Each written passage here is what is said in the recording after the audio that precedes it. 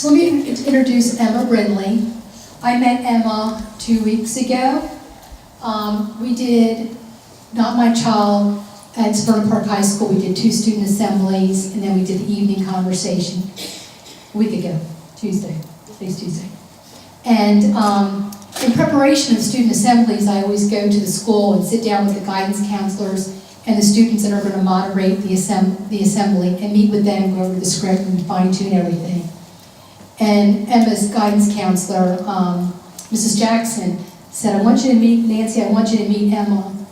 She lost her brother about 15 months ago, and she wants to participate in the Not My Child conversation. So Emma and I spoke, and she shared a little bit with me about her brother and her family's struggle in finding treatment for her brother.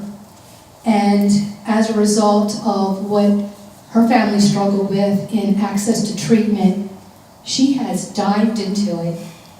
I was so impressed with what she shared with me in attending the Medicaid forums across the state, reaching out to our federal representatives, our congressmen, to understand Medicaid and why we have the obstacles we have to treatment in the state of Maryland. So Emma's here tonight to talk to Delegate Kipke and Delegate Sophocles on the obstacles to treatment in Maryland. I figured it was a guy in a suit.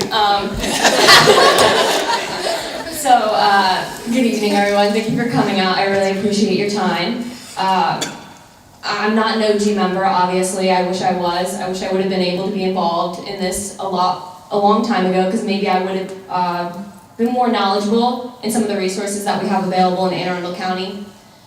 About 15 months ago, before Jordan overdosed, we were calling rehab centers. We were looking everything up on Google. So last night and this past week, my mom and I went onto Google and we looked up rehab centers. We went to where we were 15 months ago, and I called 40 rehab centers yesterday and this previous week, and I just wanted to give you some of the results I got. 35% of the rehab centers that I called did not return my call, did not answer. Of the 40 that I called, 30% accepted Medicaid, and of the 30% that accepted Medicaid, only 4 of those rehab facilities had availability immediately. Most of them had a 2 to 3 week wait to get inpatient treatment. One of the issues that I think a lot of the people in Anne Arundel County struggle to come to terms with is the stigma that's associated with drug addiction. You don't think it will be your family until it touches you. And when it touches you, a lot of times you don't know how to react. You don't know what resources you have. You don't know what options you have available. What I'm really here to tell you is that the reality, and I'm reiterating this because it's been spoken before me, but the face of addiction isn't the poor or inner city. It's the working class, it's the middle class, it's the upper class, living in the suburbs and the cities. The face of addiction looks like yours or mine. That's how it starts. It doesn't start, you don't just pick up a needle and decide, I'm going to try heroin today. You know, we have this vision of what we see addicts as, but we don't see the person that they started as. It wasn't a choice.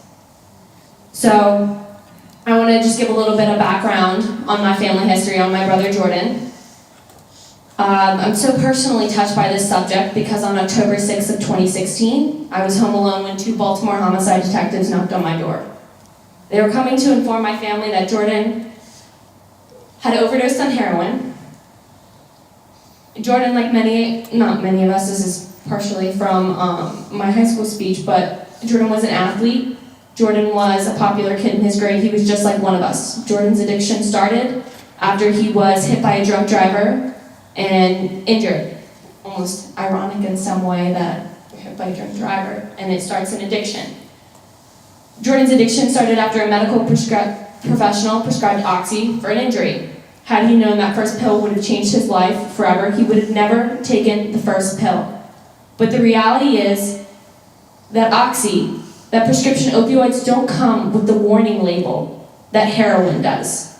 They don't tell us that an Oxy or a pain pill is going to result in a lifelong addiction, an addiction that you struggle with. An addiction isn't a 28-day detox. You don't go to a rehab facility and you're not cured in 28 days, which is a very large misconception. So, what's crazy is I looked at the Medicaid that was accepted and the availability. 10% of the facilities that I called had availability. 15 months ago, that would have been a blessing for me, because the reason why Jordan passed, maybe not the reason, was that he was on a 2-week wait list to get into a local rehab center in Anne Arundel County, and none of these centers that I called had availability in Anne Arundel County yesterday. The reality is that we can't continue to just treat the people that we are already addicted. We will continue to have a problem because it is going at an exponential rate. We will not be able to afford the treatment for the number of adults and children that are continually getting a script for opioids and becoming addicted. There's not enough money and there's not enough resources. We have to stop just trying to treat the problem. That's one portion. That's one portion, and it's essential, and I believe that long-term care is essential, but it has to start in prevention. As I called the rehab facilities, I asked the ones that didn't take Medicaid how much it cost to pay out of pocket. The average cost for a 28-day program was $22,418. 28 days. I don't know about you, but I don't have $28,000 just laying around to get treatment, and neither does an addict. In the 2013 Journal of Substance Abuse, they surveyed 164 opioid detoxification inpatients. 27% had relapsed the day they were discharged, 65% had relapsed within a month, and 90% had relapsed within a year of discharge. So what Angel is saying about long-term care is essential. If you don't have the resources and support whenever you leave a rehab facility, the likelihood that you're going to relapse is exponential. It is so high. And I'm not saying that to discourage people, I'm saying it because it's a wake-up call. If I can say anything to my state senator, it would be that we have to start in the doctor's office. We have to start with the medical professionals, because the majority of our addicts currently are starting with a prescription. Jordan said something in a text to my mom once, and I didn't know about it at the time, but I was looking back and reading through everything a couple of days ago whenever I was writing this. And he said, "I have never known anything to beat me down and take my pride from me, but addiction has, and it's been really hard to tell myself that I am worthy of a better life after that." Every person is worthy of a better life after addiction. Every person deserves a fair chance to be treated just as a mental health patient, just as if you were to have cancer. It is a disease, and it does not stop based on your color, creed. It doesn't matter. It doesn't discriminate. So if I could ask anyone who hasn't been touched by addiction today to think about something, and to think about the people who have been touched by addiction, I would say, talk to your local senators, talk to your local congressman, talk to anyone you can, and spread the word. Beyond that, if you haven't been touched, the next generation of addicts is coming. It's your children. It's your children's children. It's your brothers. It's your neighbors. It will touch you if we continue to let it go at the rate it's continuing. When you go home today, I ask you just for a moment, imagine how much you mean to your loved ones. How much you mean to your children, your mother, your father, your sisters, your brothers, your grandma. All the people around you who are dreaming of a better life for you. They dream of success. They dream of a happiness for you.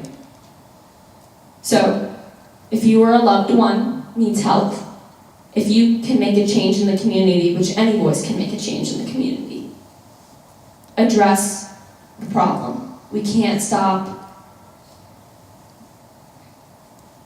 neglecting the issues that are coming at hand, because the overdoses are just, it's too painful. The road to recovery is long and it's hard, but every person is worthy. Long-term care is needed, and accessibility to care is needed. So if there's anything that you can take away from this, it's that you're worthy of treatment, it's that every person is worthy of treatment, and it's that you matter. So thank you so much for your time. I really appreciate it. I hope you all can take something away from this.